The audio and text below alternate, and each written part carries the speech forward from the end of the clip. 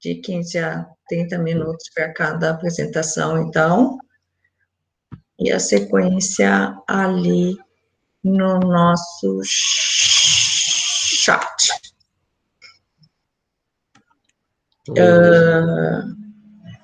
Eu vou fechar aqui minha câmera, meu microfone, para não ficar ruído. Professora, a senhora quer que eu mostre também o relatório ou eu posso passar direto para o código aqui?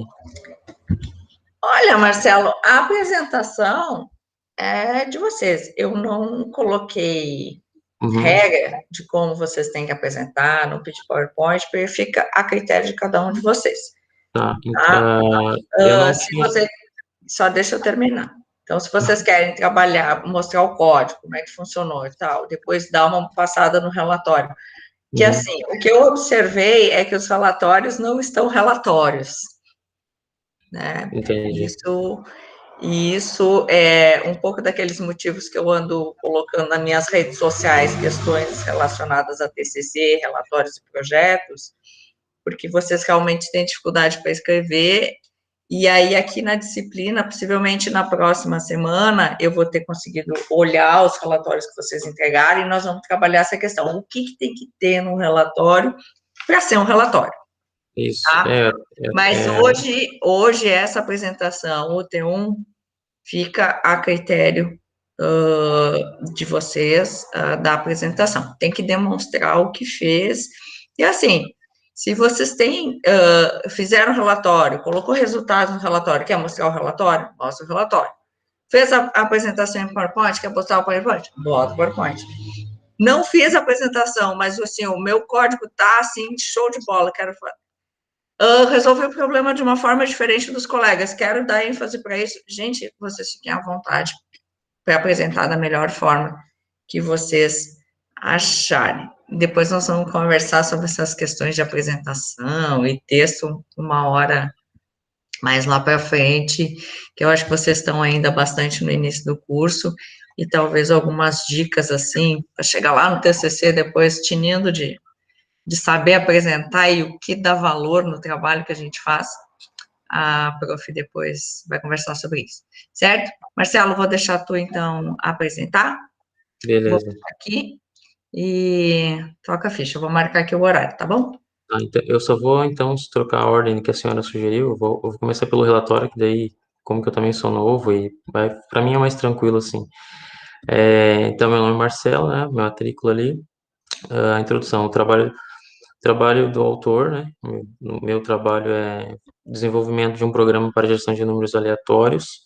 E nesse trabalho, né, eu utilizei a linguagem Python, que eu estou aprendendo também. O trabalho em questão faz parte dos métodos de avaliação da disciplina, de modelagem e simulação, e complementa o assunto da semana 4. Então, esse trabalho tem o objetivo de desenvolver e apresentar um programa gerador de números aleatórios através de duas funções: métodos dos quadrados médios e o método congruente, né? Já que a gente não poderia utilizar a função range lá, né? Handle. No desenvolvimento, tem o objetivo de testar, analisar e propor melhorias no desenvolvimento do programa.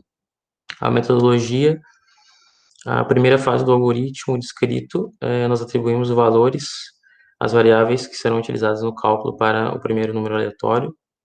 Na segunda fase, acrescentamos uma estrutura de repetição for. Na terceira fase, acrescentamos funções matemáticas para separar os algoritmos através de divisão e módulo.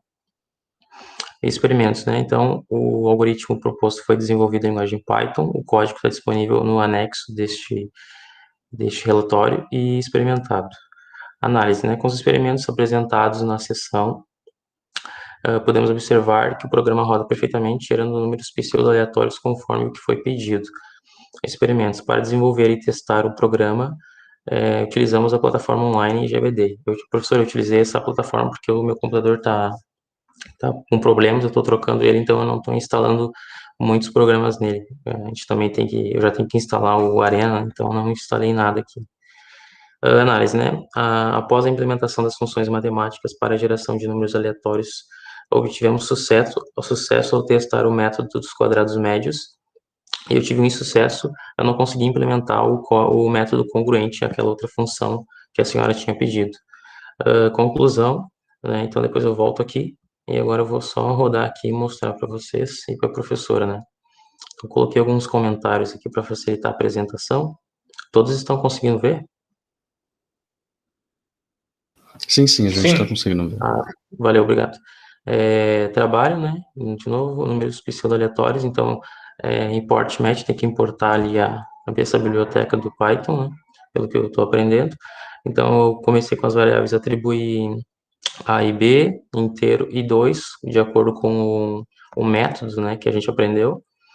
Aí depois eu fiz eu pedi, né, que o usuário insira a semente, que seria o primeiro valor, e depois para ele continuar atribuir para essa minha variável C essa função matemática aqui de exponencial, né? Então, A elevado a B, né?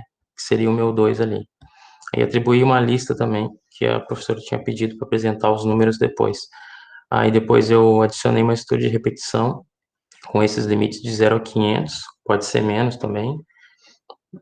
Daí depois, aí aqui eu adicionei essa separação, né, que foi onde eu consegui esse método, né, consegui desenvolver esse método aqui para fazer o que a professora queria, né, que é o que o método pede. Ele pede que a gente escolha um número, daí eleve esse número ao quadrado e depois a gente pegue o resultado e faça a escolha de números do meio, né?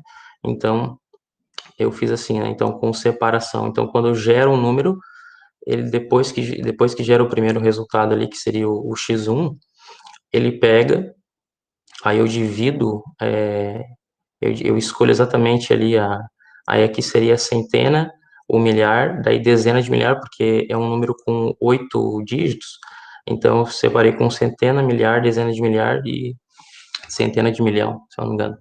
Depois de dividir, aí eu tiro mais um módulo para obter só o número, né? Então aqui o programa ele imprime esses algarismos do meio do número gerado. Então daí eu dou um print, né, dessas variáveis aqui. Aí o meu x2 para transformar esse número, porque aqui só está separado, né? Então para transformar esse número, né, nesse número novo, não só já vou mostrar para vocês aqui um exemplo. Aí eu atribuo mais essa função matemática aqui, separada, né, de multiplicação e soma. Depois mais um print, aí vai gerar o x2 e aí a lista vem com esses números aqui. Eu consigo imprimir, o programa imprime a lista do x1, que são todos os valores com 8 algarismos, e aqui enfim, eu coloquei como C igual a essa, eu coloquei como C aqui essa variável atribuir mais essa função matemática para ele continuar gerando outros números aleatórios. Eu vou só rodar aqui, deixa eu só puxar aqui. Vou rodar, escolher um número, inserir a semente, enfim, vou botar 4569. Aí ele gera, né, de acordo com o limite que eu coloquei lá, ele gera muitos números aleatórios com 8 dígitos. Aí eu só vou mostrar como que fica aqui o início. Então aqui o x1, ele vem daquele número que eu coloquei, ele eleva ao quadrado e gera o 16810000. Aí a outra função ele pega só os quatros e apresenta só os quatros do meio. Aí eu pego esse número e ele vai fazendo essa repetição. Aí ele eleva esse número ao quadrado, gera mais esse, depois ele apresenta os do meio e vai gerando assim por diante. É assim que eu consegui fazer, professora. Não podia usar as funções, né, randômicas, então foi desse jeito. E por fim, imprimi a lista de números pseudo-aleatórios. Deixa eu só retornar aqui. Vou voltar para cá. Então, experimentos, né, para desenvolver e testar. Utilizei essa plataforma online GDB. Depois a análise, né, após a implementação, não tive sucesso com a outra, tentei colocar lá, realmente não consegui. Falta um pouquinho mais de conhecimento na linguagem. Então, eu concluo que nesse relatório, né, tratamos do desenvolvimento e teste de um programa gerador de números aleatórios. Foi apresentado os métodos propostos. O método dos quadrados médios foi experimentado em limite de 0 a 500, aqui está 200, e o algoritmo imprimiu o que foi proposto. Problemas relacionados às implementações do método congruente serão analisados e as novas soluções serão implementadas no código. A minha referência foi esse canal do YouTube aqui, que me ajudou bastante. E, em anexo, eu adicionei o código aqui. Eu espero que eu tenha chegado pelo menos perto do que a senhora pediu, né? Espera da gente. E é isso, professora. Deixa eu só finalizar aqui. Coloca uma outra. Tá. Peraí, deixa eu só ver aqui o que colocou. Tá.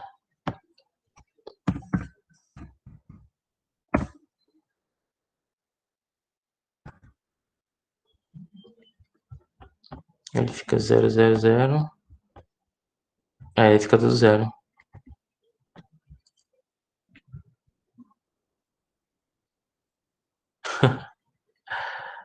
A senhora quer colocar outro número ali?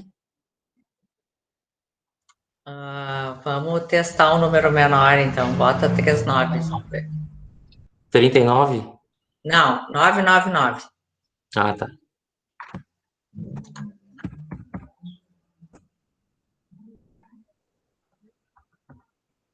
Aí ele gerou uns números aqui. Ele gera algum... Teu programa está estourando alguma coisa, percebe? Uhum. Que ele está gerando ali uma sequência no início de números e depois ele está estourando, ele está apresentando 0, porque ele está estourando. Pode ser capacidade de byte ali, eu acho que a gente já conversou na segunda, tinha surgido essa discussão do tipo de dado que tu usou e ele não está conseguindo armazenar e aí estoura tudo. Alguém quer comentar, quer fazer pergunta?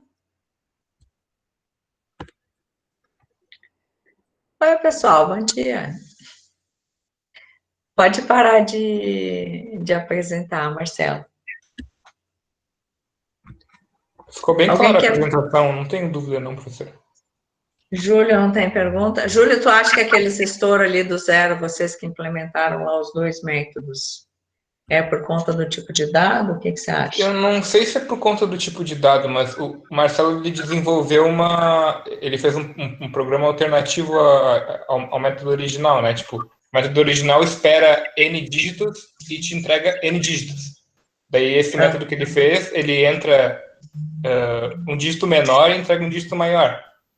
Tudo bem, é certo também. Eu acho que na hora de por exemplo, tu coloca 4 dígitos, daí tu vai querer 8 como saída. Acho que na hora dele fazer aquelas funções de adição de dígitos, né, pode acontecer algum estouro lá. Eu não acho que é nem no tipo da declaração inicial, mas eu acho que é nesse tipo de operação que ele faz. Entendi. Bom, depois eu vou pegar os códigos e dar uma olhada com mais calma, assim, e vamos ver o que eu posso identificar ali, que talvez tenha gerado essas inconsistências ali. Uma coisa, professora, com licença. Oi, Gabriel, colabore. Uma coisa que aconteceu quando eu estava fazendo o meu, que eu tive que fazer uma modificação, era que em alguns casos, quando o sistema pegava um número que tinha um meio no meio dele, tinha um 0 na hora de pegar o meio da semente. Aí multiplica por 0, vai 0 para tudo. Não necessariamente para tudo, mas ele diminui. No meu caso, eu estava tentando com 8 dígitos, aparecia um 0 no meio, no começo da string, e o que acontecia era que o próximo número vinha menor. E assim sucessivamente. Aí o que aconteceu foi que eu tive que dar umas modificadas para ele sempre ficar com valor total. Foi isso que eu tive que fazer.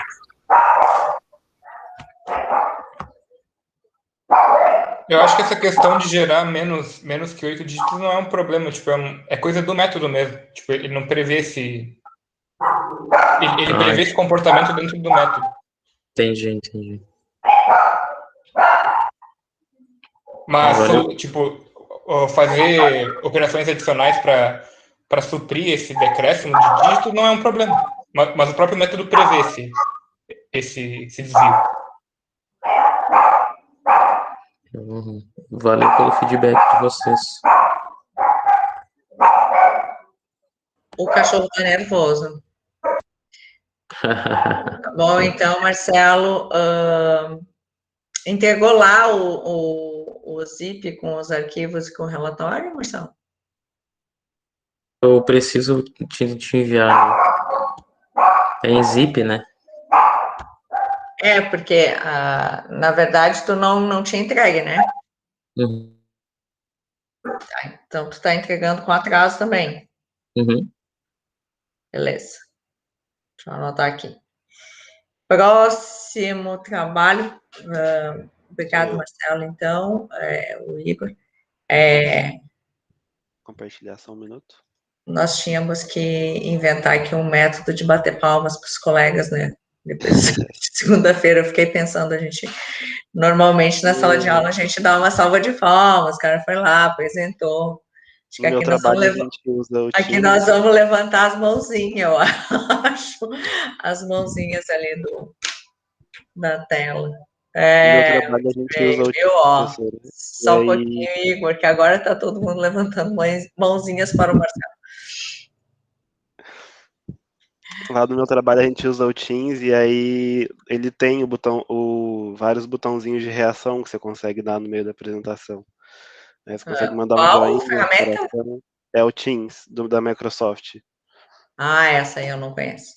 Aí lá no trabalho Mas a professora já tem que aqui aprender várias coisas online e agora, basicamente, estou aprendendo a gravar vídeos para poder falar lá no meu Instagram dos TCCs, que eu não aguento mais responder as mesmas questões várias vezes, porque os alunos com essa falta de contato com os professores, eles ficam mandando e-mail, ou eles ficam fazendo pergunta, ou eles querem fazer reunião online para falar do TCC, e eles nem estão fazendo TCC ainda.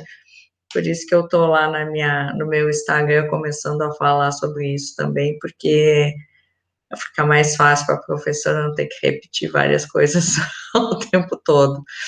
Que bacana, depois manda pra gente o Instagram, eu não sabia. Eu acho que eu mandei por e-mail para vocês ali no Eu aviso. entrei depois, então eu posso ter ficado Vou lá pra botar trás. aqui no chat, depois vocês seguem lá. Eu vou falar de trabalhos acadêmicos em geral, não é só TCC, tá? Eu falo de projeto, eu escrevo muitos projetos. E Eu claro começo que semestre que vem, então seria interessante ter buscando recursos e tal, e aí eu quero ver se eu consigo colocar também, assim, eu quero fazer uma startup, professor, eu não sei como que eu começo.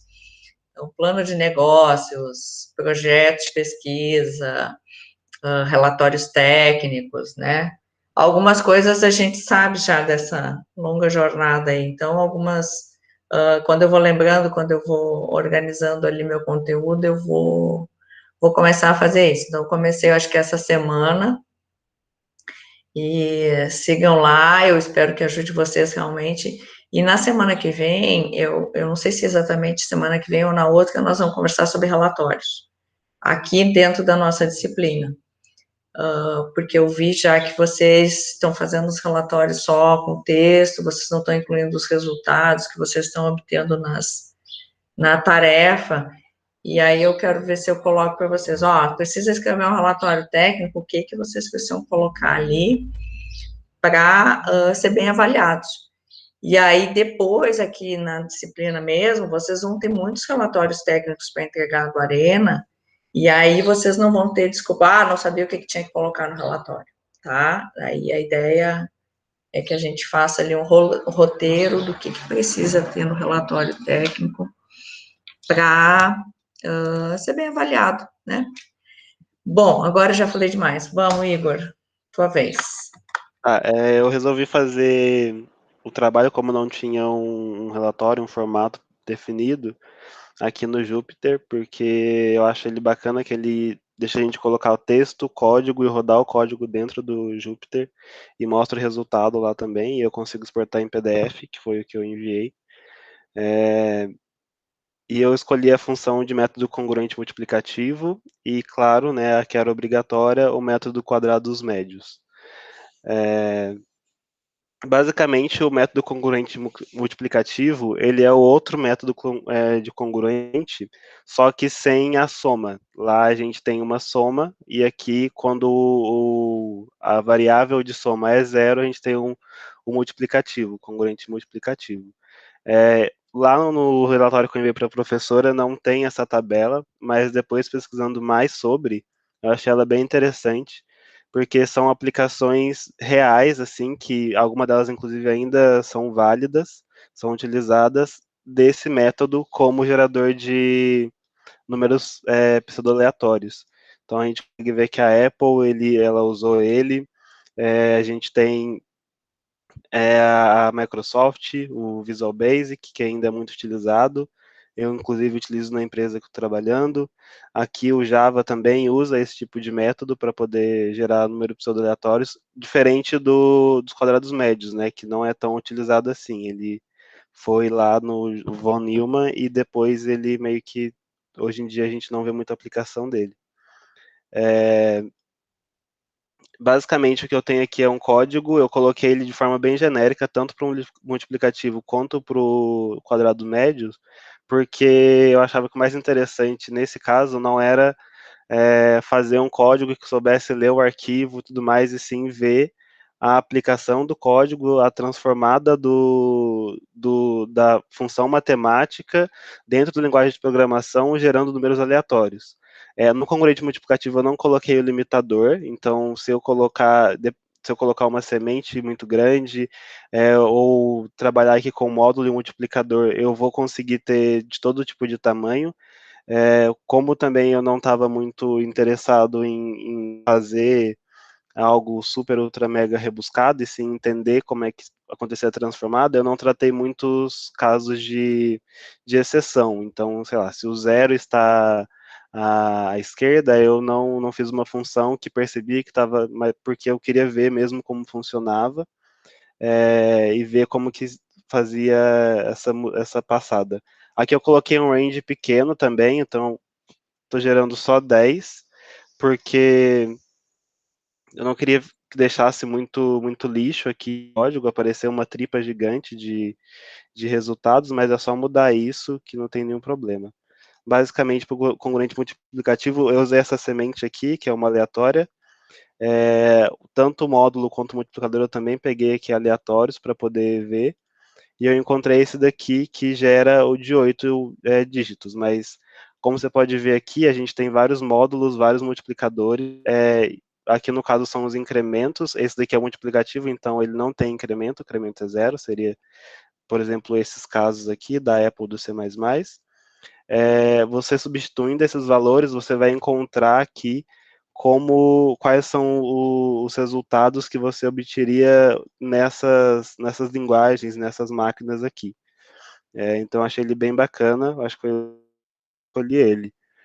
Aí, rodando aqui com essa minha semente, eu tenho esse daqui, então se eu mudar, sei lá, colocar 775, qualquer coisa, e mandar rodar, ele vai me trazer resultados.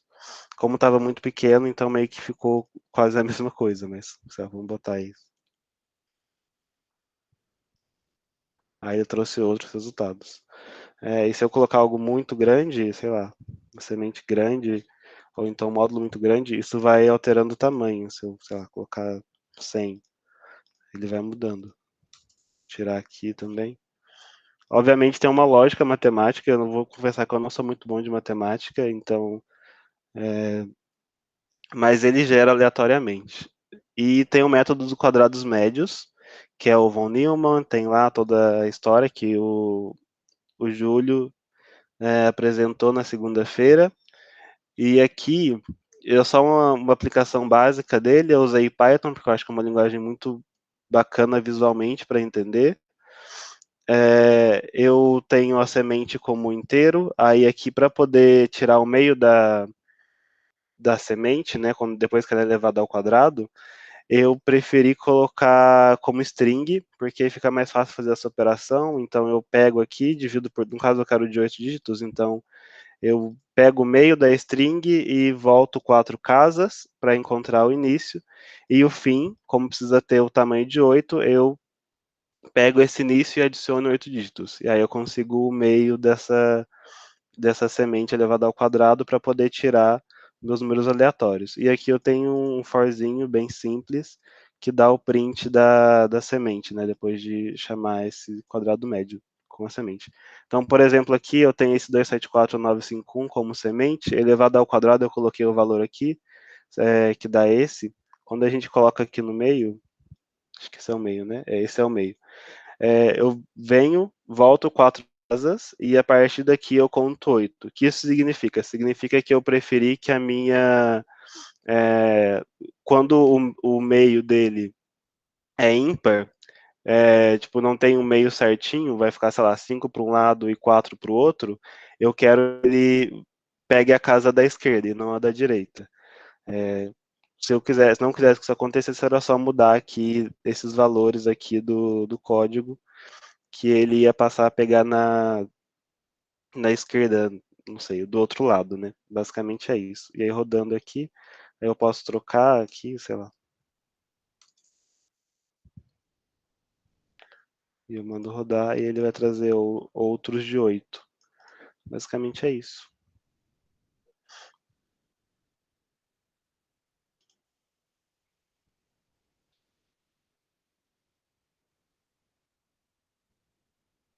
Fale, Júlio. Mande. Eu tô aplaudindo só. Ah, tá, ok. Esse é o aplauso, entendi. Eu ia dizer, tu está sendo aplaudido, na verdade. O Thomas botou palminhas ali. Ficou muito bom, Igor. Mesmo no Júpiter aí, eu acho que é o que tu falou, eu concordo, é bem didático, né? Assim, para apresentar online, mas aí eu vou te pedir, gera um novo PDF Tá. e carrega lá. Eu não sei se tem extensão do Python. Tem, né? Para mim Eu acho rodar que... no meu Júpiter aqui. Ah, tá. Eu acho que... eu rodei, eu Bota abri o VS Code. O meu é tudo no VS Code. Basicamente, eu vim aqui, aí instalei o Python, ele já apareceu para criar o notebook. Eu acho que é meio que... Mas eu acho que tu salva um arquivo aí, né? JP, Sim, sim, alguma coisa.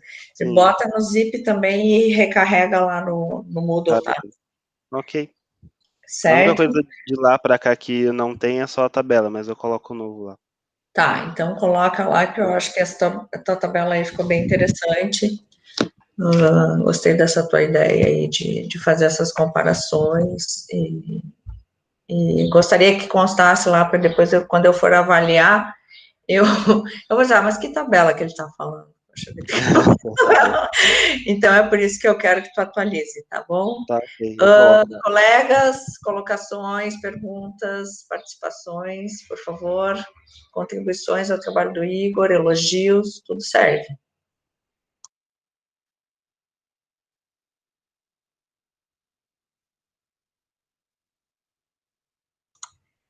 Não, ninguém quer participar. Deus do céu, vou começar a dar nota para essas participações.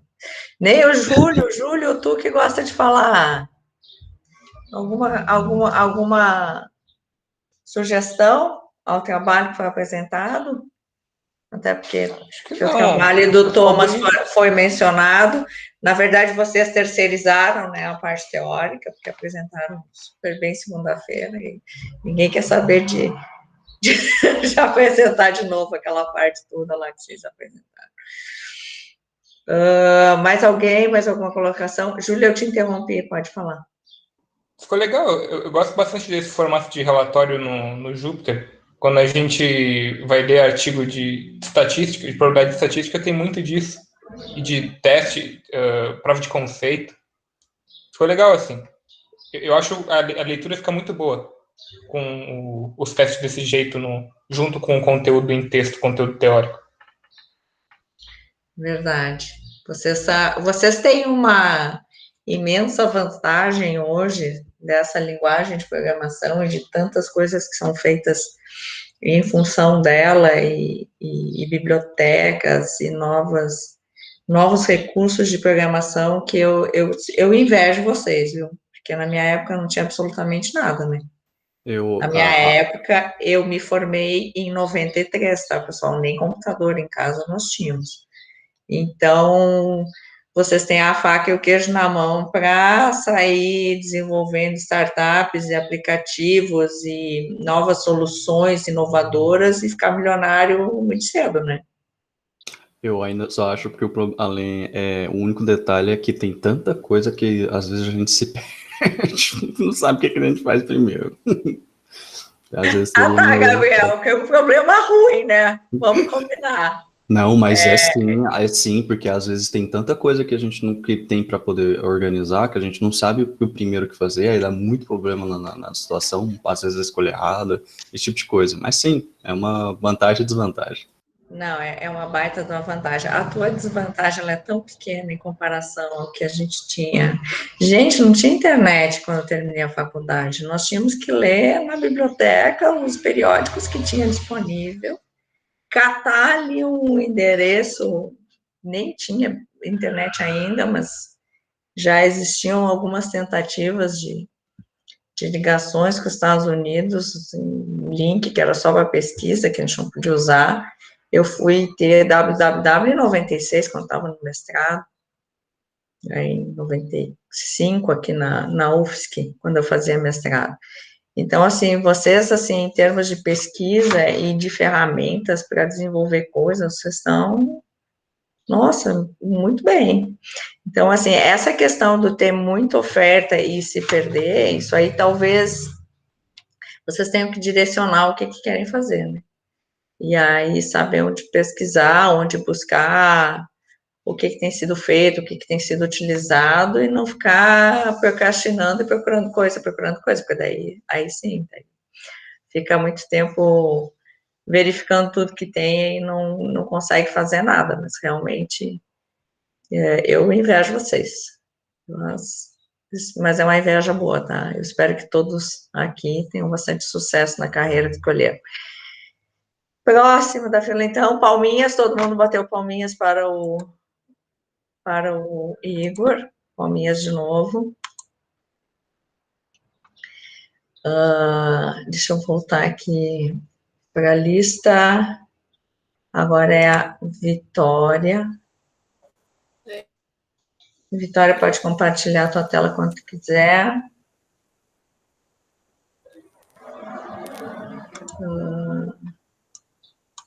Que a gente copia a palminha do colega e joga aqui, ó. Todo mundo com palminhas para o Igor. Agora é a vez da Vitória. Vitória, tudo contigo. Vou fechar aqui câmera e todo mundo me ouve? Sim. Sim, Vitória, a gente está te ouvindo. Obrigada. Vocês estão entendendo a agonia que a professora passa dando aula nesse negócio, né? De falar com a tela, de não ver, de ter que ter duas telas para poder saber o que está acontecendo do outro lado. Nossa, isso é uma agonia, gente.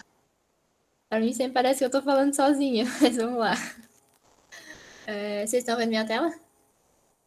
Sim, a gente está vendo sua tela, sim. Obrigada. Vamos lá, eu fiz uma apresentação no PowerPoint porque eu achei que seria mais fácil de eu apresentar. Ainda continuam vendo? Sim? Sim, ainda está funcionando, Vitória.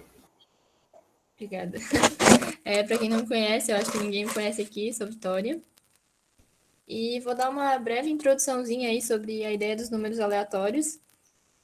A principal utilidade deles hoje em dia é na segurança, com base na criptografia, porque o ser humano ele é previsível, né? Isso é fato. Então, se a gente fosse gerar números aleatórios, a gente não conseguiria gerar.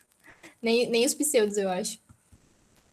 E, basicamente, meu trabalho, apesar de estar um pouco equivocado, eu me baseei nessa ideia aqui, entre a diferença do verdadeiro número aleatório para o pseudo-aleatório. Por quê? Porque um verdadeiro número aleatório, ele não depende estatisticamente de nenhum outro evento, ou seja, ele não vai depender do outro número da sequência, porque ele precisa ser verdadeiramente aleatório e, teoricamente, outras pessoas não poderiam descobrir ele, ou máquinas. Já o pseudo-aleatório, ele seria determinístico, ou seja, ele é previsível. Se tu descobrir qual é a função que tu está usando, o algebrismo que tu está usando, tu consegue descobrir a sequência inteira. E são periódicos, né? Vão se repetir. E a segurança no pseudo-aleatório vai aumentar com a periodicidade, porque se eu tenho uma periodicidade, ou seja, vai demorar muito para ele se repetir, teoricamente vai ser mais difícil de eu conseguir descobrir qual é a minha função, qual é a minha matemática por trás, para conseguir determinar o próximo número. Sendo assim, eu implementei a função dos métodos quadrados médios, né, que eu tenho uma semente que seria, teoricamente, eu acho, né, verdadeiramente aleatória, multiplicada por valor por si mesma e retirado o valor central desse resultado. Porém, né, as desvantagens, com uma mesma semente, eu teria uma mesma sequência. E por ser uma sequência pseudo-aleatória, como eu falei, em algum momento ela vai se repetir, ela é periódica. Aqui eu botei um exemplo de como seria esse método. E eu vou mostrar o meu código.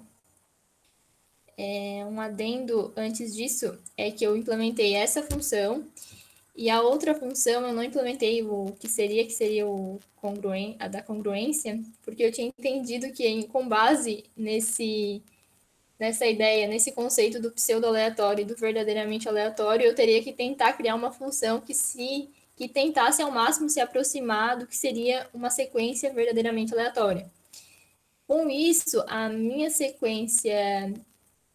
função que eu criei, eu tentei, não é randômica, eu fiz à mão, mas eu tentei pegar com base no tempo, para que, tendo essa ideia de que eu não pegaria a mesma semente, eu tentaria me aproximar de uma sequência que não se repetiria.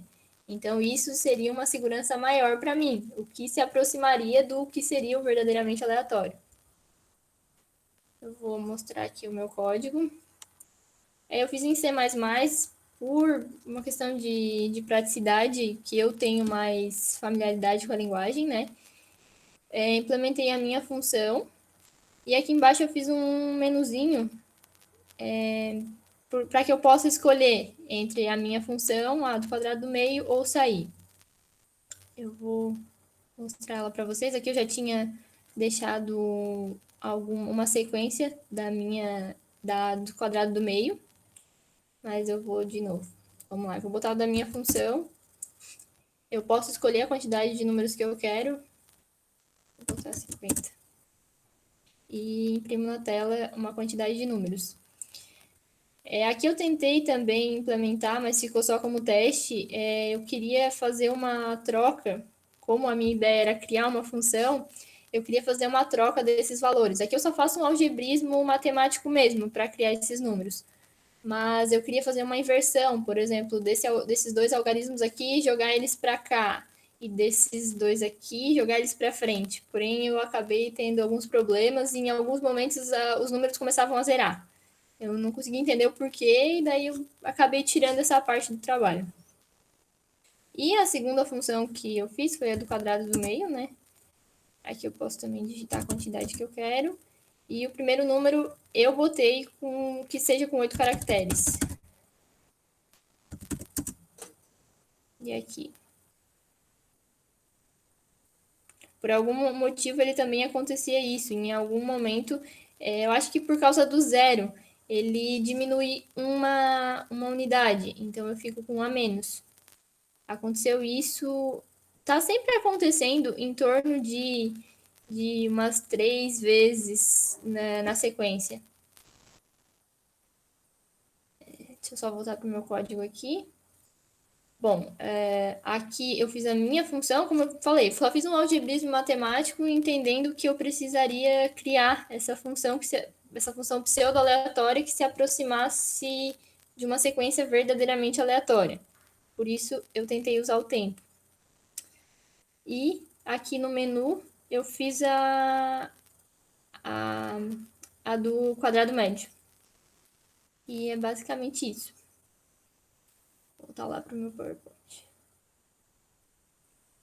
E aqui, com base na minha pesquisa, eu me baseei nesse método simples, que seria um método onde eu pego uma semente, uma função matemática, chamo ela mais de uma vez, recursiva, para conseguir gerar a sequência. Eu tentei pensar nisso, aliado com o fato de que eu precisava de uma sequência pseudo-aleatória que se aproximasse ao máximo de uma verdadeiramente aleatória. Então, eu pego uma função matemática, recursivamente chamo ela e tento usar uma semente que seria verdadeiramente aleatória e teria uma periodicidade grande ou que raramente se repetiria para que não volte a mesma sequência. Basicamente é isso. Uma dúvida? A semente, então, foi gerada pelo clock. Isso. Tá.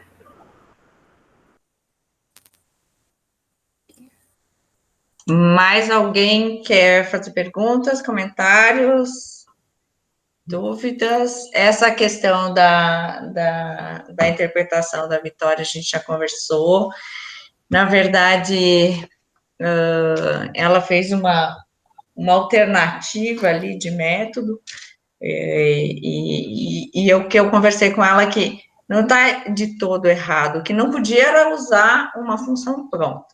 Então, se a função foi criada e talvez não siga exatamente o enunciado, isso não é motivo para o trabalho não ser avaliado, né, gente? A professora que eu vou aproveitar, vou comentar com todos vocês, porque existem 2 critérios para zerar a nota. Um deles é não fazer nada. Não fez nada, não entregou, não apresentou, não tem o que fazer. O outro critério pode parar de projetar, de apresentar, Vitória. O outro critério é copiar, né? Plágio é inaceitável e copiar ou da internet ou copiar de qualquer lugar, não pode copiar, né? Daí vocês vão dizer, professora, mas esse algoritmo tem implementado de 50 mil modos na internet. Bom, existem muitos recursos, existem muitos dados na internet, mas vocês têm que entender que vocês têm a capacidade de pegar as questões que, sei lá, GitHub deve ter isso pronto, eu nem olhei, na real. Mas o copiar, ele não ajuda muito, né? Porque vocês não vão aprender. E aí não vão dominar o assunto. Aí no dia da apresentação não consegue apresentar direito. Então, tomem cuidado com cópias. Bastante cuidado, né? A gente está com um processo de plágio numa outra disciplina aí. Tem alguns professores que eles medem, né, as soluções dos alunos. Aí eles botam ali no Moodle, o Moodle tem uma maneira de verificar o quanto os códigos dos alunos que entregaram o trabalho estão parecidos. Tem umas métricas de similaridade. Então, tomem cuidado com cópias, com questões desse tipo de cópia de texto, cópia de programa, porque uma porque é crime e outra porque não vai ajudar vocês, na verdade vai acabar criando talvez um novo problema. E sinceramente, quais são os profissionais que vocês querem ser lá na frente, né? O que vocês querem da carreira de vocês? Então, tudo isso vem ao encontro dessas questões. Então, motivos de zero são esses 2, né? No resto, fiz o trabalho, não entreguei no prazo, bom, tem penalidade? Tem. Não entregou no prazo, vai ter desconto. Não fez tudo que era para fazer, vai ter desconto, mas não é motivo para zerar a nota. Certo, pessoal? Próximo da lista é o Pedro. Cadê a nossa lista? Sim, sou eu. Então, temos o Pedro, o Bruno Gesiel e Gabriel. Eu não sei se nós vamos conseguir apresentar todo mundo até 12:10, mas se ficar alguém pendente, a gente joga para a semana seguinte, sem problemas. Tá, pode compartilhar, Pedro? Ok. Vou começar aqui. Tá bom, então, vou fechar aqui, tá bom, pessoal? Fica à vontade, Pedro, para a tua apresentação. Ok. Tá, eu já vou vir direto pro código e explicando assim, eu implementei o método dos quadrados médios como pedido, e o outro método que eu escolhi foi esse registro de deslocamento linear. Aqui eu vou começar. Eu Só começo com o código. interrompendo um pouco, mas Aham. tem como dar um zoom, que Ah, sim, sim, sim. tá bem pequeno. Assim tá melhor? Boa, Tomás. Não, um Boa. pouquinho mais, pode Um pouquinho mais? caprichar no Zoom, que eu não estou me enxergando nada. Peraí. Agora? Tu enxerga esse negócio? Eu acho que é Enxerga. por conta do monitor. O meu monitor tá muito bom pra enxergar o professor. É, tá É, bom. Deu uma melhorada. Tá. Talvez seja por causa da resolução do meu monitor aqui. não, exato. Eu recomendaria você puxar um pouquinho mais o. Desculpa, eu não tô vendo o seu nome aqui. Pedro. E Aham. depois desse digit, salta a linha pra quebrar. Pedro, isso. Bem aqui, né? Tá. Tá, posso fazer. Depois. Não, antes. Tá. Quase. Isso daí ele dá erro. Depois do. E sim, é verdade aqui. Aí você salta a linha. Aqui já é certo. Nesse Já. caso funciona assim. E pode dar uma aumentada melhor, para poder ficar Sim, mais vou fácil de aumentar enxergar. aqui mais. Isso, Assim. agora tá ótimo. Tá, eu fiz esses dois vetores, um para cada um dos métodos. Coloquei 1000 posições para cada um, para dar bastante espaço. Aqui, isso aqui foi um. Caso desse um problema no método dos quadrados médios, que eu acabei resolvendo depois, caso ele fosse a seed intermediária gerada ali no meio, se ela tivesse número ímpar, ele daria essa função aqui, falando que não poderia aplicar por causa do comprimento ímpar dela. Isso eu acabei resolvendo e acabei não tirando essa função. Acabei deixando ela por aí para, caso acontecesse, eu saberia que tinha acontecido esse erro. Aqui foi implementado um contador de dígitos para saber o tamanho dessa sequência, que eu usei também nos dois métodos. E aqui eu implementei o registro de deslocamento. Ele basicamente pega uma sequência de bits do número, ele joga todos esses bits para a direita e no começo dele, caso for um zero no final, ele coloca um bit 1 no começo e depois ele aplica uma XOR para definir os outros bits ali do meio. No caso, esse aqui seria o bit 16, o 14, o 15 e esse daqui seria o bit 11. Ele faz esse embaralhamento desses bits dos números e depois ele aplica no número final. Eu também fiz o contador de dígito nesse número para saber também, para deixar os números sempre fixados em 8 dígitos. No caso ele para aplicar, eu uso uma seed de 9 dígitos e ele sempre acaba com um dígito, assim, um dígito a menos. Ele vai retornar um número de 8 dígitos.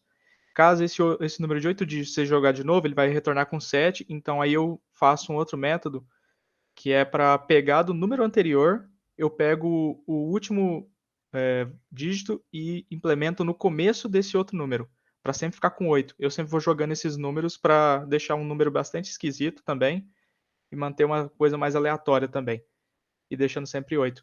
Caso ele acaba por algum fato acontecendo assim dele vir com 9 dígitos, eu também já derrubo um dígito qualquer, o último dígito, para deixar o 8. Aqui na minha função main foi onde foi implementada o método dos quadrados médios direto. Foi bem aqui, ó. O que eu pedi, digitava seed dos quadrados médios e depois a seed 2 do LFSR, o Linear Feedback. Aqui no caso seria também, caso fosse ímpar, se a seed for ímpar, ele não... a seed tem que ser um número par, no caso 8 dígitos que eu peço para aplicar o método dos quadrados médios. E eu peço a quantidade de números para ser gerados. Aqui eu faço essa multiplicação da semente.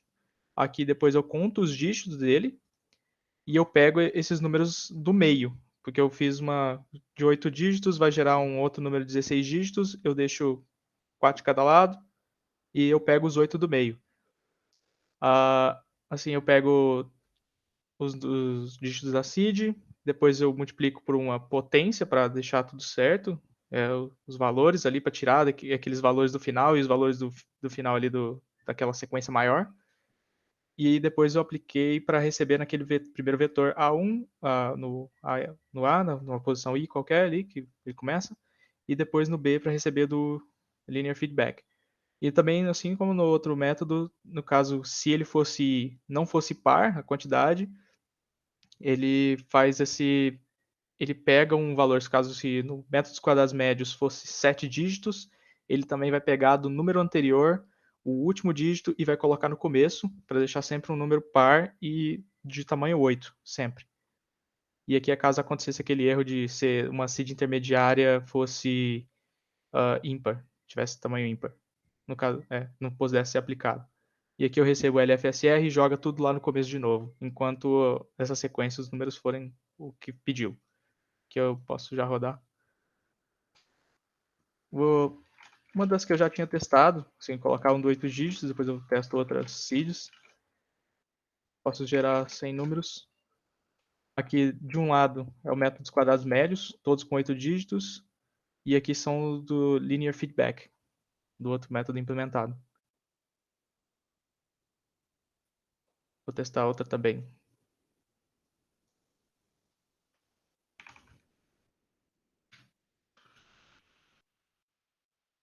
Tem 8, certo?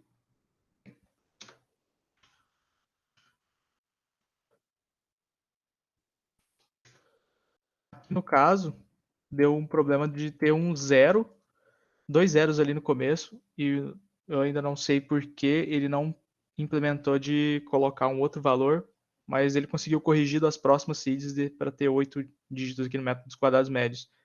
Enquanto no outro método, ele sempre apresentou 8. Aqui também foi 2 dígitos a menos. Certo, professora? Se quiser que mostre mais alguma coisa. Tentei ser mais rápido possível para dar tempo para outra pessoa apresentar. Todo mundo tem a mesma quantidade de tempo, né, Pedro? Não precisava ter corrido tanto.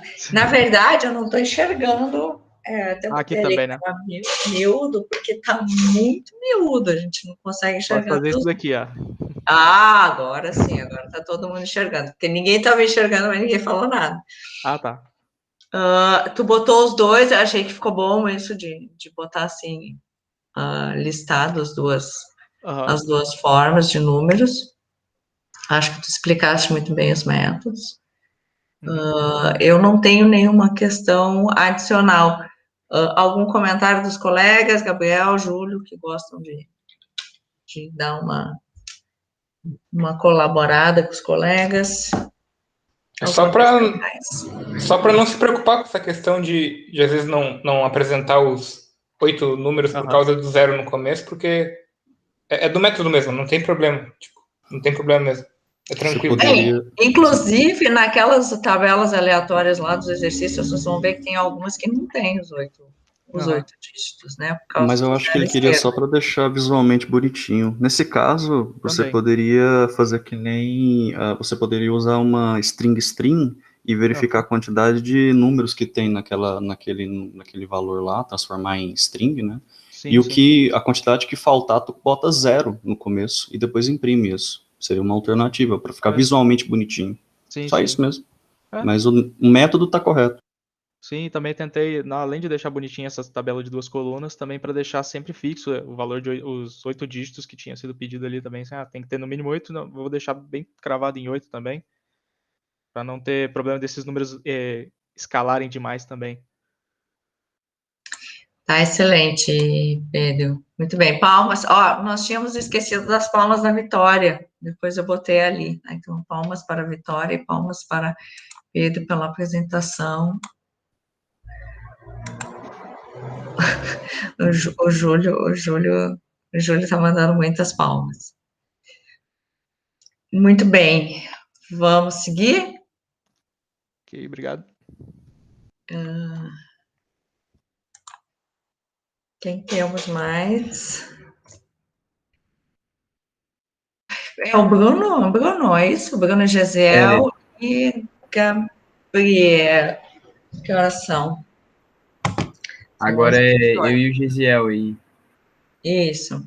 Acho que vai acabar dando para apresentar todo mundo, mas se vocês gastarem 20 minutos cada um ali, dá sobra ainda. Consegue pegar o sorteio do bife depois. Vamos lá. Pode compartilhar a tela, não sei se é o Bruno, se é o Gisel. Vou deixar com vocês, tá? Vou fechar aqui.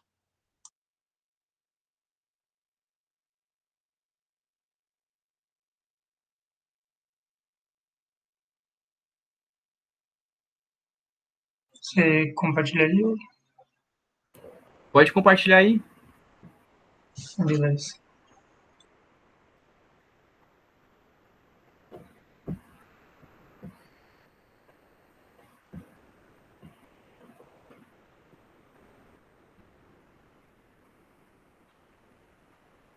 Tu quer começar a ler a explicação?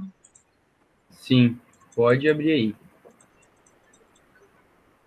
Bah, ganharam até spoiler, hein? Bom, pessoal, então a gente fez esse trabalho em dupla aí, eu e o Gisiel, e tem um pouco de apresentação teórica também, espero que não fique muito maçante, porque já teve alguns colegas que também apresentaram.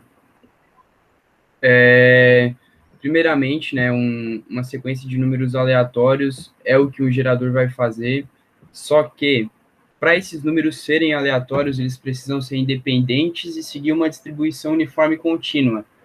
Ou seja, tu não pode jogar um dado que é viciado para cair sempre o mesmo número, né? A gente tem um gráfico que mostra a probabilidade de um esquema de dado. Ou seja, é uma função contínua em que todos os números têm a mesma probabilidade de acontecer. E essa probabilidade é de 0 a 1, né? De 0 a 100% distribuída entre eles. Os verdadeiros geradores, eles são geradores que extraem, na maioria das vezes, a aleatoriedade de fenômenos físicos. Então, isso pode ser um problema pela limitação de tempo. Ou seja, quando a gente vai fazer uma leitura ou fazer uma extração desses fenômenos, a gente pode demorar um pouquinho mais do que um tempo de processamento. Alguns exemplos são os dados, a cara ou coroa, roleta do cassino, o clock e até condições climáticas. Então, o pseudogerador, ele já tem a ideia de algoritmos computacionais, né? Esses algoritmos, eles possuem uma modelagem matemática e, ao mesmo tempo que tem uma modelagem e uma semente, eles são determinísticos. Ou seja, qualquer computador, em qualquer lugar, se tiver o mesmo modelo e a mesma semente, vai ter o mesmo resultado. Por ser uma velocidade de processamento, ele tem uma certa rapidez e uma certa eficiência junto. Aí a gente tem uma representação com um mapa de pontos do verdadeiro gerador e um pseudo-gerador. Esse random aí foi feito de extração de eventos físicos mesmo. Esse pseudo-gerador é de PHP, de uma função range, e a gente pode observar um padrão ali no mapa de pontos. Um pouco mais sobre a história dos pseudodígitos, pseudonúmeros aleatórios. Em 1927, a Cambridge ela publicou uma tabela de 41.600 dígitos. É uma forma de trazer essa aleatoriedade para os pesquisadores mesmo. Já em 1947, foi a primeira simulação que tentou fazer uma semelhança com uma roleta, também para a geração de números aleatórios. E daí, em 1951, o John von Neumann, ele foi bem pioneiro assim, para a geração de números aleatórios, pseudo-aleatórios, e nessa mesma época também ele teve bastante contribuição para a arquitetura e estruturação de computador. Então, desde aquela época, a gente vê que o número pseudo-aleatório ele caminha junto com o computador. A história são juntas, são semelhantes. E em 1951 já teve a primeira, o Derrick ali, ele já inventou o gerador linear. Então, desde 1951 já é uma longa história de números pseudo-aleatórios. Já no método congruente linear, a gente desenvolveu esses dois métodos, né? O método congruente linear e o meio dos quadrados. No método congruente linear, a gente tem alguns parâmetros que são o x na esquerda da equação representa o número gerado o próximo número da sequência, né? O a já é o a e o c são constantes. O a representa o multiplicador. O x seria o número anterior, o número atual. O c, então, uma constante de incremento. e o mod seria o módulo. Então, vários experimentos já realizados, eles tentam analisar qual seria a eficiência desse método, né, desse congruente linear. E ele está bem atrelado com o tamanho do mod. Ou seja, quanto maior o mod, a gente vai ter um período maior. Bem associado mesmo. Teve até um teste que foi feito que eles colocaram o mod 16, o valor de 16, e o período foi 17. Então, está muito associado.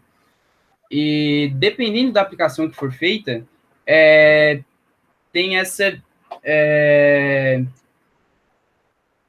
representação de será que eu quero rapidez ou será que eu quero um período maior?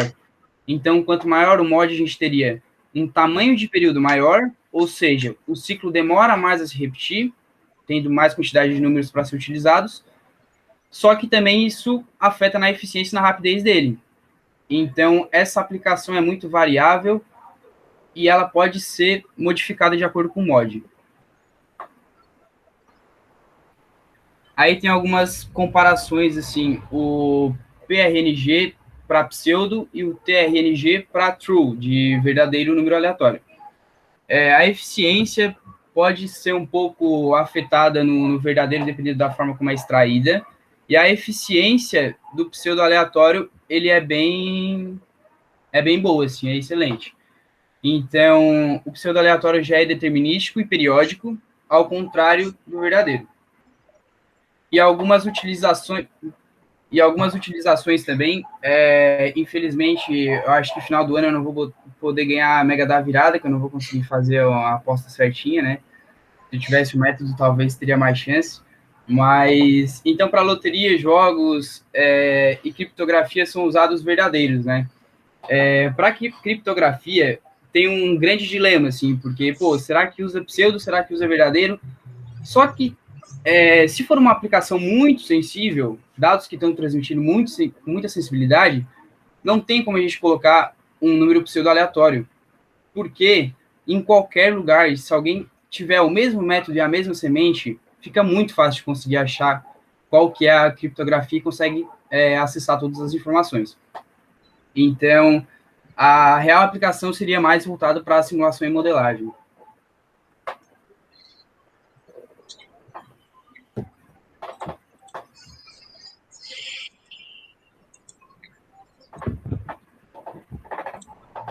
Estão conseguindo ouvir? Sim.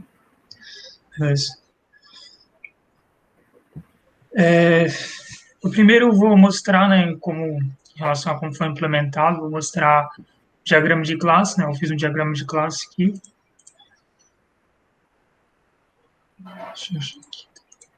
Fiz um diagrama de classe para entender melhor o código depois, né, que eu vou mostrar depois.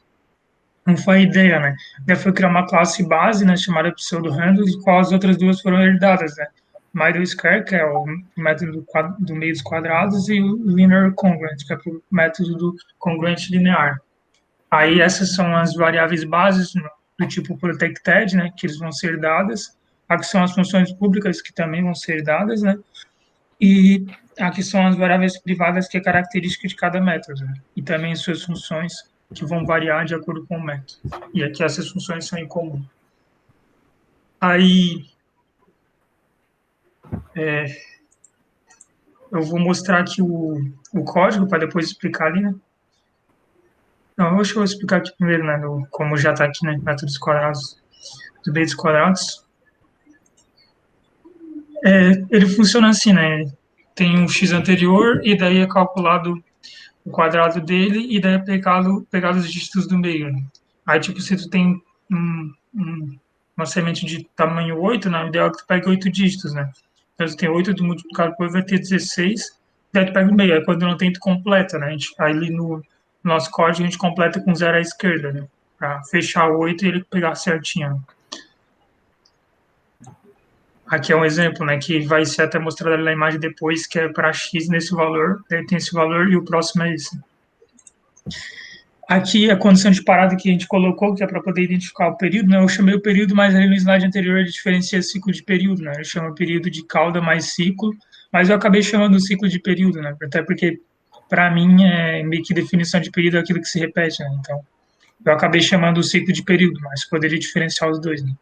Aqui na condição de parada, eu coloquei para quando for par, né, o tamanho de todos os números até agora, né, adicionados, gerados, né, os números precisos aleatórios gerados.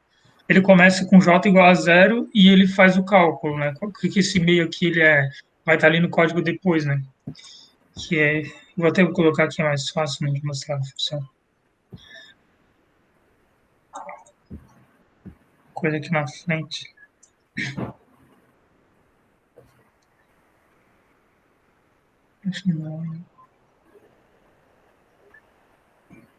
Tá aqui em cima.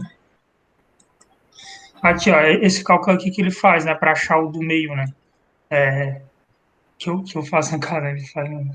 Que é, ele pega o tamanho, soma com J e divide por 2, né? O que é o J, né? O J ele começa como 0 para par e como 1 para ímpar. E daí depois ele vai somando de 2 em 2 o J, que é como tá aqui no slide. Chamando de 2 em 2, e o meio, que é colocado aqui, né, que é o outro ponteiro, né? Outro indicador, ele sempre vai ser esse valor somado com o J mais 2, mais o I, que é somado de 2 em 2. Então, na hora que o J ele sobe 2 aqui, né? Ele vai ter esse daqui 2, subiu 2, esse daqui também vai. Na verdade, o I, né? Eu falei errado. Ele soma mais o I é somado de 1 em 1, né? Então, se o J começar aqui no par, né? O próximo ele vai vir para cá, e esse daqui ele vai ser somado e dividido por 2, então ele não vai vir para cá, né? Que daí ficaria errado, né? Ele vem para cá, como é correto, e daí ele começa a contar daqui até o final. Aí esse meio que vai deslocando de 1 em 1, que ele soma aqui com esse daqui e divide pelo 2, né? Com o tamanho total de todos os números. E com o ímpar ele começa em 1. E daí com a condição de que ele seja menor do que o ponteiro do meio. Aqui os dados gerados, né? Que já está aqui, mas eu poderia colocar aqui para testar o código, né? Para mostrar como que é o código. Primeiro eu coloquei 3 modos. O primeiro manual, que é para gerar os dois tipos, né, os dois métodos. Um que eu botei que ele calcula as frequências de cada período, né, que é o ciclo, né, que eu chamei de período. E outro que pode escolher o intervalo, ele também calcula as frequências de cada período, né, e exibe os períodos com maiores frequências primeiro. E aqui é para um método, eu botei um método adicional que é para poder obter um número primo ali, para poder ter o maior mod e o maior período do linear congruente, né. Agora, se eu boto o manual aqui, por exemplo, né, igual os colegas da segunda-feira tinham colocado lá, né, 24, tamanho 2, limite eu normalmente coloco 1000, né, que às vezes bota muito aqui, ele para, não roda mais, e boto o dígito multiplicador, eu boto normalmente 21 aqui, né, que é o que é recomendado lá no slide, que a professora colocou, e o módulo eu coloco o mesmo da semente, né. Daqui eu botei para diferenciar se ele vai rodando para casa da esquerda ou para casa da direita, né? Quando for o número ímpar, no método dos quadrados. A gente normalmente flora. Então, aqui ele identificou o período como 2, né? 24. E aqui também, né? Que é para o congruente linear, né? Aqui ele inicialmente começa do próximo, né? Ou seja, não começa do 24, né? Não começa do seguinte, né? E daí o 24 vai aparecer depois, né? E daí ele repete aqui, ó, 16, encontra o período. Aí eu posso colocar outros, né? Por exemplo, coloco aqui 25, 2, daí eu coloco a mesma coisa, né? 21, 21, e o modo 25. Aí ele vai identificar, ó, já ficou o período 4, né? Ficou um período maior. E se coloca aqui 50, né?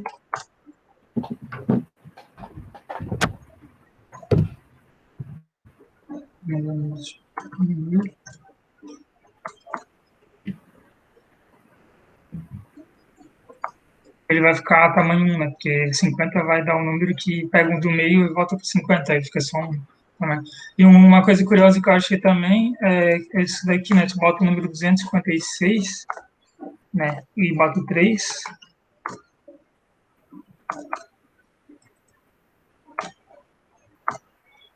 Ó, aqui em cima, ó, ele não começa com o período, ele começa com uma cauda. Ó. Então, mesmo se começasse com 256, né, esse 655, ele não se repete depois, ó. Então, se a gente for olhar o período, né, aqui, ó, 383, onde que termina aqui, 372, 171 aqui. Deixa eu achar, aqui, ó, 383, 383, né? Aqui é o período, né? Então, aqui é o período, 383, e aqui atrás, 372, deixa eu achar aqui atrás.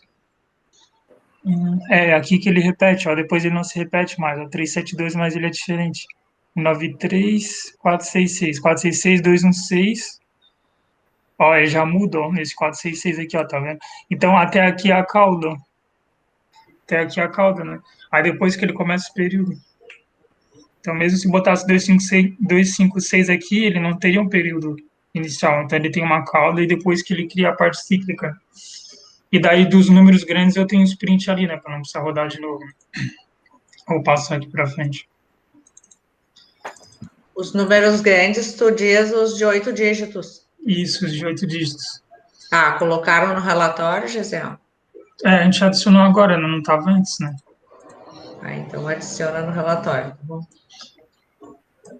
Aqui eu vou pular essa parte que eu já falei, né? E aqui, ó, essa parte aqui, né? Essa parte é a função que eu implementei, né? Eu utilizei o quicksort, né? Eu alterei para a função para poder ordenar as frequências, né? Eu botei as frequências com maior e o período relativo a ela, né? O período que foi encontrado 4 com a sua frequência 42%, mas eu ordenei pela sua frequência, né? Não pelo número do período. Não fazia muito sentido. Aqui para o meio dos quadrados, né? Eu coloquei aqui os números de 0 a 100, né, inicialmente, né? Então, é de números de 1 e 2 dígitos, né? De 0 a 100, o período mais encontrado foi 42%, e com primos foi 44%, né? O período 4. Aqui eu vou falar depois. E com o congruente de 0 a 100 foi 96%. O período 96 foi 99%, que é falar lá no slide, né, que se utilizar esses números, né, 21, 41, terminado em 01, e constante 1, 3, 5, 7, né, e o mod um número primo, tão grande quanto for o período, né, ele vai ter o maior período possível, né, e pelo nosso teste está correto isso. E a gente colocou aqui 21, eu coloquei 41 e coloquei 7 aqui, eu troquei e deu a mesma coisa, bem dizer. Então, aqui deu 96, período 96, que é o período máximo, né, com 99% de frequência, e dos números primos, que não está dando de enxergar, né? Deixa eu deixar carregar ali. É que eu não estou conseguindo enxergar porque está uma coisinha na frente. Mas está ali no relatório, né? Vou botar no relatório mais fácil. Né? Aperta na opção ocultar que eu acho que aparece. É verdade. Desaparece? É verdade. É verdade. Olha, ó, nos números primos, 96%, o período 96 foi 100%, ou seja, todos os números primos deu o máximo período possível. Né? E daí, quando aumenta esse número, ó, que é o número de 8 dígitos, né, por meio dos quadrados, eu botei esse intervalo aqui, né, para ele verificar, ó, quando der o período zero, quer dizer que ele não encontrou o período, né, porque isso não é de long, né. Então, quando dá o período zero, ó, 92% de frequência no meio dos quadrados nesse intervalo, e dos números primos nesse intervalo foi 85 de frequência, ele não encontrou o período, né? Ou seja, até agora não encontrou nenhum período, até 1000 números, né, testados. E aqui 92% e 85%. E daí quando compara com o linear congruente, 99% dos números testados não foi encontrado o período em 1000 números, né, que esse intervalo, não, eu falei errado, é 100 números. Intervalo de 100 números, 99% não foi encontrado frequência, mas com o número de 8 dígitos, né, somente 8 dígitos, e 100% dos números primos não foram encontrados frequência, né, com esses testes aqui, né, A igual a 21, C igual a 21 e mod igual a isso daqui, né, e a semente variando nesse intervalo. Ou seja, pelos nossos testes, né, o linear congruente se mostra como um método mais eficiente, né, porque praticamente todos os testes aqui não foi encontrado período, né, no intervalo de 100 dígitos. E nesse daqui foi encontrado, tipo aqui, ó, 216, 1%, 38, 1%, isso daí é o tamanho do período, né, 163, 1%, e dos primos ainda deu menos ainda, o que não foi encontrado período, né, ou seja, do que o total. Então, os números primos não necessariamente é uma boa opção para o meio quadrado, já para o linear congruente é uma boa opção. E daí aqui tem os testes mostrando os números, né, de 8 dígitos, né.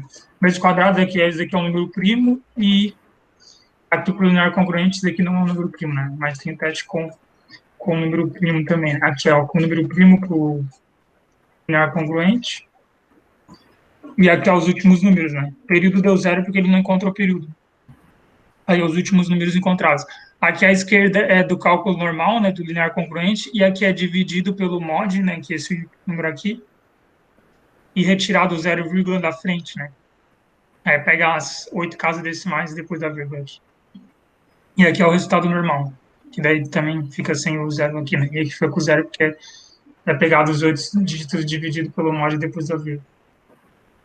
Mas é basicamente isso, ó. Aqui tem código dos números pseudo-aleatórios do meio dos quadrados, né? E aqui do coisa, né? E eu falo no relatório isso, né? A questão de qual deles é mais eficiente, qual seria a melhor escolha. E, obviamente, o meio dos quadrados, ele não requer tanto processamento quanto o linear congruente, porque o linear congruente teria que ter mais um mod, né? Em questão de cálculo. Né?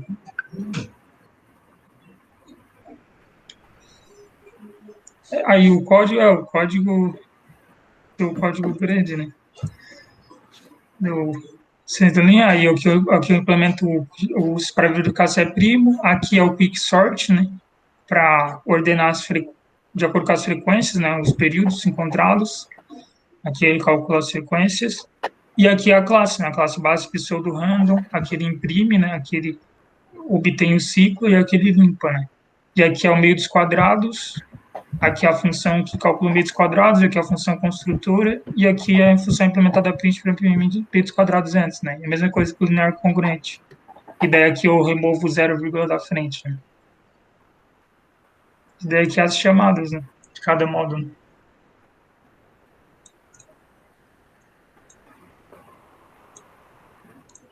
Para mostrar como funcionaria o... Tipo, aqui, ó, se eu boto 0 a 100, né? De 0 a 100, ele vai imprimir o multiplicador módulo, sei lá, vou botar 888. Não, vou botar 97, né, que é o número primo. Aqui, ó, daí, tipo, ele imprime as sequências, né? Aí tem outra ali que eu digito intervalo, né, mas é praticamente a mesma coisa. Aí terminados em 9, separa aqui, primos, e aqui em geral. Né? Basicamente isso.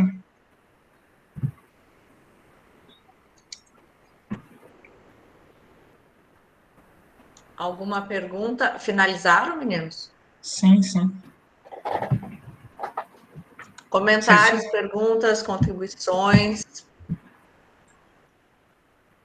da turma? Só comentar que achei interessante como que foi feita a comparação da frequência e dos períodos. Os dois métodos e tal. Então, eu quero ler o relatório. Pode parar de projetar, Gisele, por gentileza, para a tela se ajustar aí. Eu quero depois ler o relatório, mas achei interessante também, Tomás. Daí a gente vai ter que atualizar lá, né? Porque tá... Isso, atualiza e reposta, tá. Para quem eu estou autorizando repostar. Beleza. É só ajustar o relatório e colocar lá. Os demais que apresentaram hoje também, tá? Todo mundo, se quiser acrescentar alguma coisa, é possível. Tá aberto até sexta-feira. Gabriel, tu acha que tu consegue Acredito que sim. apresentar? O meu trabalho não é tão complexo quanto o do pessoal do GZ. O almoço e a gente assiste o Gabriel.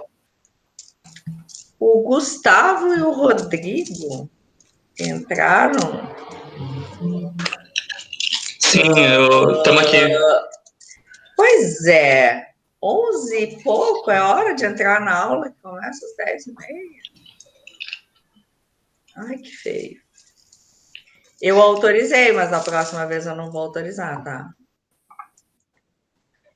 Só para avisar.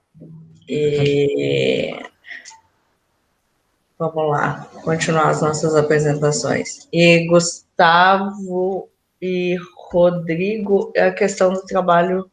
O Rodrigo, eu acho que apresentou segunda, mas o Gustavo, tu apresentou o teu trabalho? Ainda não apresentei, não. E eu fiz dupla com o Rodrigo. E vocês não responderam o chat. E não entregaram. E não sei se eu vou aceitar, tá? Depois a gente conversa. Vamos lá, Gabriel. Bom dia a todos. Eu fiz o trabalho em JavaScript, achei mais interessante em fazer, porque você só precisa de qualquer navegador para poder acessar. Então, para acessar, a gente abre um console qualquer do navegador, usando Ctrl+Shift+I, né, vão ter os elementos, consoles, etc. E a gente pode colocar o código. Eu fiz 4 funções, mas de trabalho mesmo foram 2, que um foi método quadrados médios, outro foi do método, método linear congruente, né? Não vou explicar os métodos a fundo, porque todo mundo já fez, só vou tentar explicar mais ou menos como são as funções. Primeiramente, a gente coloca as funções que a gente está trabalhando e declara elas no JavaScript, ou se você tiver no próprio navegador, ou você pode usar qualquer tipo de ferramenta, tem JavaScript Online, etc. A opção é de vocês, né? E basicamente a gente tem essa função aqui, onde essa função aqui, basicamente, ela tem esses argumentos. O primeiro deles é a semente que você coloca. O segundo é opcional, é o tamanho do valor que tu queira retornar. Que nenhum dos outros alunos, você pode, por exemplo, colocar um valor menor e receber um valor maior, por exemplo. E esse porcentagem é o valor ele já tratado. Porque, querendo ou não, aqueles números, eles não são muito interessantes para trabalhar na hora de trabalhar com frequências. Então, esse porcentagem ele vai retornar um valor entre 0 e entre 1. Caso você queira o valor final, você pode colocar, por exemplo, falso. Aí ele vai retornar simplesmente o dado normal. Vamos colocar um exemplo aqui. Se eu quiser, por exemplo, colocar 8 com uma semente menor, ele vai funcionar. Só que, é claro, ele não vai retornar o valor 8. Por que que não vai retornar o valor 8? Justamente porque a semente é muito pequena. Mas a gente pode colocar um valor maior, por exemplo, 9.000. Aí o valor ele vai ficando cada vez maior, ele vai funcionando. Pois bem, como que funciona a função? A função, basicamente, ela retira a primeira parte, ele faz um tratamento para retirar os pontos e retirar e transformar eles em espaços. Ponto, no caso, seria colocar como se tivesse um valor 25, etc. e tal. Ele simplesmente vai tirar isso daqui. Por que isso? A princípio, e depois ele vai também retirar, vai fazer a mesma coisa, só que ele vai multiplicar ele por quadrado e também vai fazer o tratamento e retirar o ponto e o E positivo. Por que isso? Porque o JavaScript ele tem um limite. Você consegue colocar, salvar números grandes até 20 dígitos. Depois disso, ele começa a colocar, por exemplo, se eu colocar um valor aqui qualquer, ele vai colocar o valor e mais 31. Ele vai armazenar isso daqui, se eu não me engano, com aquela estratégia do RF1, alguma coisa do tipo. Então, o que ele faz, basicamente, é retirar esse ponto, esse E positivo aqui, e deixar o 31. É um tratamento. É claro que o método não está aqui, mas eu tive que colocar por conta de uma limitação da linguagem, ou uma limitação da forma como eu escrevi. Talvez teria como tratar de alguma outra forma. E depois disso, ou seja, primeiro eu retiro os pontos e da semente, depois eu multiplico ao quadrado e retiro os pontos da semente e também o E mais também desse quadrado e pronto. Aí depois, o que eu vou fazer é o seguinte, pegar o valor do meio, ele pega exatamente o valor do meio, só que um pouquinho mais para a esquerda, por conta desse menos aqui, e ele vai retornar o tamanho final de acordo com o que você especificou no começo. Se você especificou 8, ele vai retornar 8, se você especificou 7, assim sucessivamente. Por fim, ele vai colocar um 0 ponto se caso o valor esteja em true, né, para poder pegar o resultado final, ou não. E se você não preferir colocar assim, não precisa. Por exemplo, eu coloquei true aqui, vou colocar um valor aqui qualquer, ele vai retornar um valor como porcentagem. Se você colocar false, ele vai retornar o valor normal. Aí a segunda função que a gente tem, basicamente o que ela faz é... vou copiar isso aqui para ficar mais fácil de enxergar. A segunda função, basicamente, que ela faz é só imprimir uma lista de valores. Você pode imprimir uma lista de dados com base na semente. Só que essa lista, ela vai imprimir necessariamente os próximos valores com base no tamanho da semente. Por exemplo, se você especificou uma coisa, um valor, a gente pode colocar, sei lá, esse exemplo aqui básico. E você colocou, nesse caso aqui, a gente tem 8 dígitos, ele vai retornar um valor do tamanho de 8 dígitos. E aqui não tem muito segredo, que ela faz basicamente é imprimir, ele vai pegar o anterior e vai imprimir com base no anterior, com base no tamanho e na quantidade de vezes que você escolher.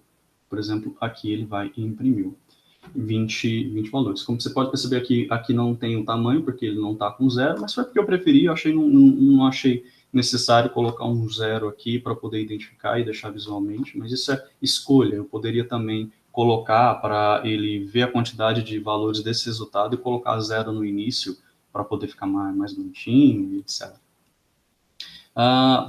Prosseguindo, a gente tem o do método do congruente linear. Esse daqui é bem mais simples, não é muito complicado. A gente tem uma semente, a gente tem um valor de A, que seria o multiplicador, a gente tem um B, que seria a parte linear, essa parte multiplicativa. A gente tem um denominador que é um mod disso, e ele vai fazer o mesmo esquema.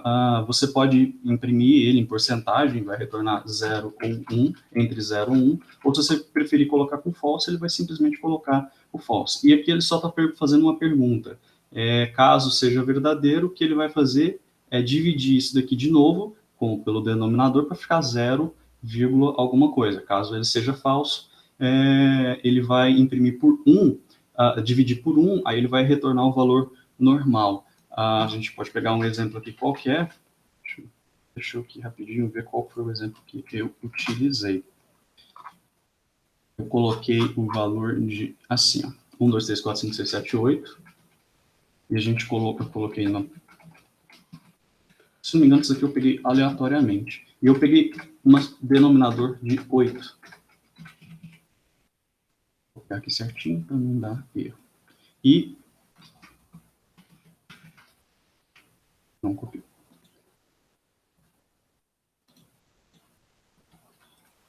Certinho, deu certinho. E como eu não coloquei o false, né, eu não coloquei o porcentagem ali, ele vai retornar o valor de 0,37. Mas se eu quiser colocar como false, por exemplo, ele vai ser o valor final. E usando a mesma lógica, eu também fiz uma função aqui, e essa função, basicamente, ela faz a impressão desses dados. A gente tem mesma coisa, a gente coloca a semente, qual que é a parte multiplicativa, né? O ângulo, a gente também coloca a parte linear, e a gente multiplica, coloca o denominador e a quantidade de vezes que é imprimir. É bem semelhante à função anterior, a diferença é que ele modifica só esse pedaço aqui. Como essas duas funções são iguais, até poderia ter feito ela em orientado a objeto, mas acho que seria um pouquinho mais complicado de explicar, então foi por isso que eu escolhi fazer assim. A gente pegar o próprio exemplo anterior, a gente multiplicando por 20 vezes, ele vai multiplicar esses valores, dessa forma assim. Essas funções que imprimem, ela não vai retornar um valor em porcentagem, porque é uma parte visual para verificar os dados, né? Então, ele começa aqui, depois vai para cá, depois para cá, depois para cá. Então, não faria muito sentido eu colocar para ele mostrar as porcentagens. Pois bem, professor, era essa apresentação, bem rapidinho mesmo, só para explicar como que foi o código. Alguma dúvida? Em primeiro lugar, Gabriel, parabéns. Acho que está super didática a sua apresentação. Muito obrigado. A tranquilidade de apresentar também. Olha, bem bom. Colegas, contribuições, perguntas, participações, elogios, estamos abertos para os colegas. Bom, meus elogios ao Sérgio aí é o mesmo que você deu, Ana. Gostei muito da didática dele para mostrar. Ficou muito bom mesmo. Olha. Gostei do trabalho também. O único problema foi em JavaScript, né? Era mais para facilitar. Não dá para agradar todo mundo, isso é normal. Exato. Mas dá para colocar isso em C, Desistam se quiserem agradar gregos e troianos, vocês não vão conseguir. Mas só brincando mesmo. Só não dá para fazer em Assembly, porque eu faço a mínima ideia como faz. Na minha época, nós tínhamos que fazer muita coisa em Assembly. Eu fiz um editor de texto em Assembly. Ai, credo. Os professores nos ajudavam, vocês não fazem ideia. Pensa construir um editor de texto. Não, e imprime o código, entrega o código impresso para o professor em impressora matricial, tá? Nossa. Porque não existia laser naquela época, né? Não, os professores... Agora, eu fico pensando assim, eu duvido que o professor tenha olhado aquele código. Deu um calhamaço de 1000 páginas impressas. Caralho, tudo isso, professora? O editor de texto tinha que ter CRF, Pensa que hoje vocês têm Word, vocês têm um monte de coisa, naquela época não tinha, a gente tinha que criar tudo. E aí tinha os professores que pediam em Assembly, era para te judiar um pouquinho mais. Olha só, mais algum questionamento, colocação com relação ao que o Gabriel apresentou? Dúvida, alguma pergunta para ele? Não? Gabriel, e o relatório, como é que tu fez? Eu acho que tu não mencionou o relatório. Não, o relatório, basicamente, eu simplesmente coloquei não sei se era o que a senhora queria. Ai, a senhora. A senhora desculpa, é um demônio, a senhora. Desculpa, Não precisa chamar a professora de senhora. Mais velha ainda. Tá? Pode me chamar de você. Não, senhorita também não. Vamos exagerar, né, Gabriel? Eu só coloquei qual foi a linguagem que eu utilizei, né, que foi o JavaScript. A fim didático mesmo, não era para facilidade. Colocou os resultados que você obteve ali, não? Eu coloquei um exemplo aqui e coloquei os resultados, coloquei o código e expliquei mais ou menos como que a função é. Eu não expliquei como que o código, o método funciona, né, eu simplesmente coloquei os meus resultados, que era como que eu fiz, e um exemplo e os resultados para 20 dados aqui, ó, seguindo o teste, semente para com A como tal, B como tal e com 20 valores. Eu usei os próprios valores para demonstrar. Não sei se era isso que a senhorita precisava, mas... Não precisa ser o senhorita, pode ser você. Lá na minha terra a gente fala tu, né? Às vezes as pessoas acham que a gente é meio grosso, porque a gente fala tu, pecado. Mas pode chamar de você, não precisa senhora, não. Então, acho que era isso, não precisa acrescentar nada no relatório. Eu não me lembro de ter comentado isso, mas eu acho que o da Vitória também não tinha resultados no relatório. Mas eu vou fazer o seguinte, eu vou olhar os relatórios de vocês, e aí nós vamos fazer uma aula para falar disso. O que tem que colocar no relatório, que é indispensável, que demonstra que vocês fizeram o trabalho. Tipo assim, quando é presencial, às vezes os alunos vêm com relatório sem conclusão, né? Então, eu disse, bom, relatório sem conclusão é tomar 0, né? Eles botam os olhos desse tamanho. Então, tem alguns elementos que vocês precisam incluir na escrita de um relatório. Se for um relatório técnico, então, ele é mais ainda exigido, mas aqui no caso é o relatório de um experimento, né? São os experimentos que vocês fizeram aí com a implementação dos algoritmos. Palmas, né, para o Gabriel, todo mundo acho que já fez ali as palminhas para Gabriel. Gabriel, realmente, parabéns por a tua apresentação e essa tua tranquilidade aí é invejável. Né? Eu não sei se é porque tu tá com 2 câmeras aí, tu tá olhando para a tela, tu não olha para a câmera, né? Pois é. Técnicas, viram? Como é que é, pessoal? Vocês estão vendo? Eu vou botar aqui o monitor também, eu vou ficar olhando aqui, vocês vão ficar só olhando de ladinho aqui. Mas é complicado, mas a gente vai aprender.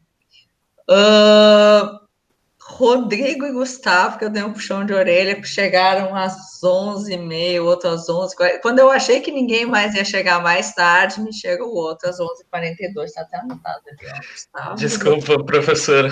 Que vergonha, hein? Nossa Senhora.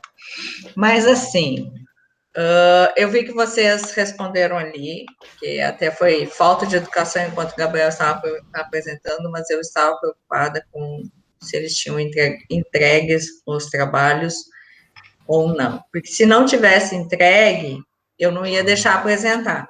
Mas como vocês entregaram no prazo, então a apresentação vai ficar para a semana que vem.